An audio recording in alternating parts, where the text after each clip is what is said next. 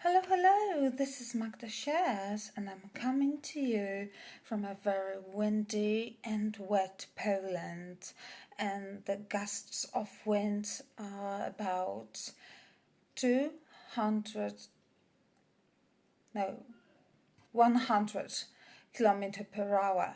I don't know how much is that is in your system, but here it's even impossible to leave the house. Besides, it's raining, so we are staying at home, and I wanted to talk to you. Of course, I haven't slept all night. I wanted to talk to you and share my own opinion about Matthew Perry. When it all started, the Friends, I was a teenager and I loved this series. Now, after some time, I don't want to prolong this rant. I just wanted to know that I had no idea that he was addicted for many years. And by watching him on the screen, I would have never told. And gosh, what he was taking inside of his body was more than a poison. And he still could go onto the stage and perform. I don't know why. I don't know how he did that. I have no idea. When I found out about his death, I was devastated because each death is, which especially that concerns addiction and people who have been striving to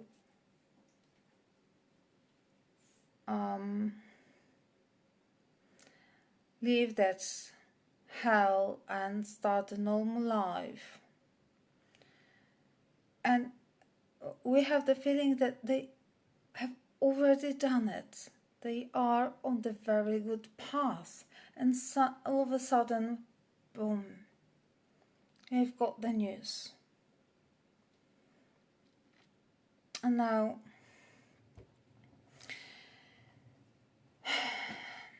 I must digress a little because I want to turn back in time to Michael Jackson, who was so addicted that he could not even stand up from his own bed.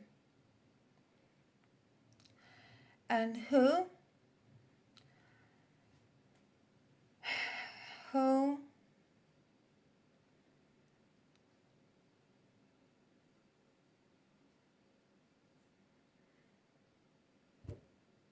made this all happen for him?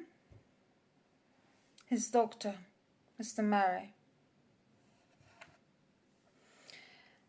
He was on medications that were used in anesthetic. So imagine you can't go to sleep. Oh, just please give me that anesthetic from that shelf over there. That should help me. If not, then we have another one. Life's going crazy.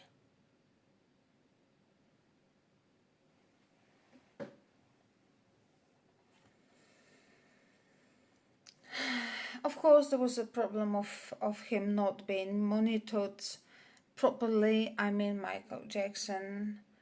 And the outcome is clear. He died. And his doctor was sentenced to prison. Now, what do we have now? Do we have similar situation? Because as I know, Matthew Perry wasn't ketamine, but he was administered it. I think once a week or 2 times a week, not daily. And ketamine is another very strong anesthetic who puts even horses to sleep, let alone people. So he had some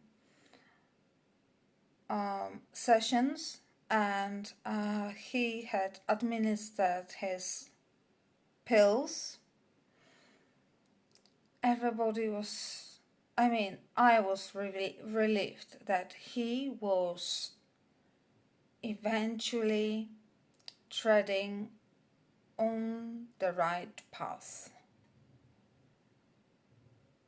How mistaken was I?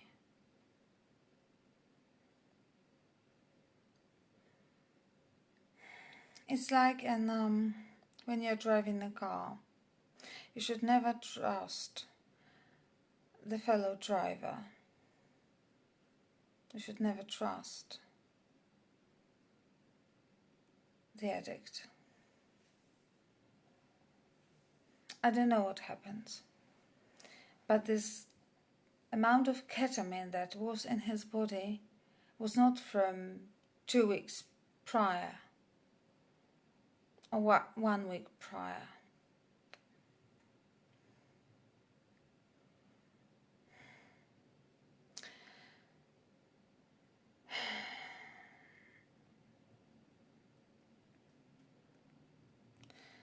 It's so sad that he had it's all depended on him.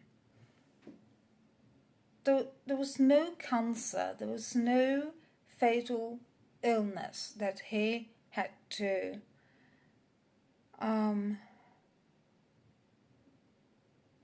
battle, and we wouldn't know the outcome of it. No, it was all to him. It was all his choices. Each time he reached for the substance, it was his choice. I know what I'm talking about. Because each time I reached for alcohol, it was my choice. And one day I stopped. Suddenly. And never more. And that was a long time ago.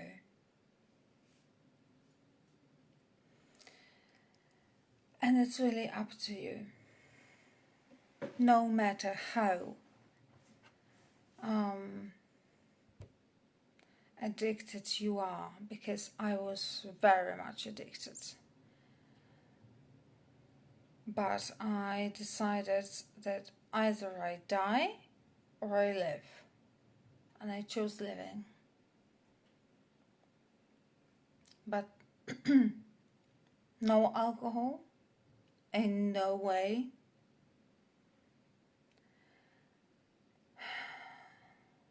No chocolate bars with alcohol. I usually check the ingredients. It's not that when I go past the department with alcohols, I feel sudden craving.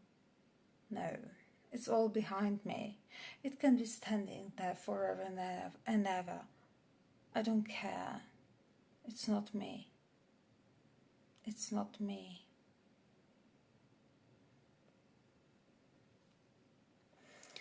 But back to Perry.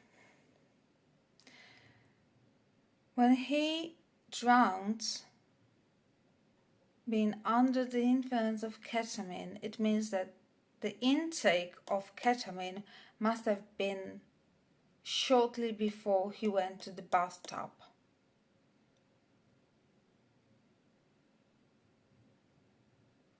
So, my suggestion, my opinion is that somebody sold it to him and that he wasn't that sober as we imagined.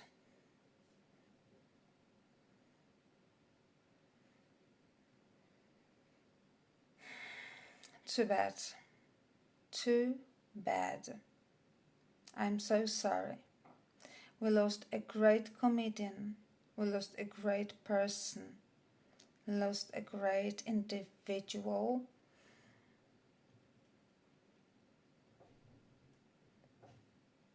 And there is no other person who'd be as sarcastic as he was. But why? Due to what?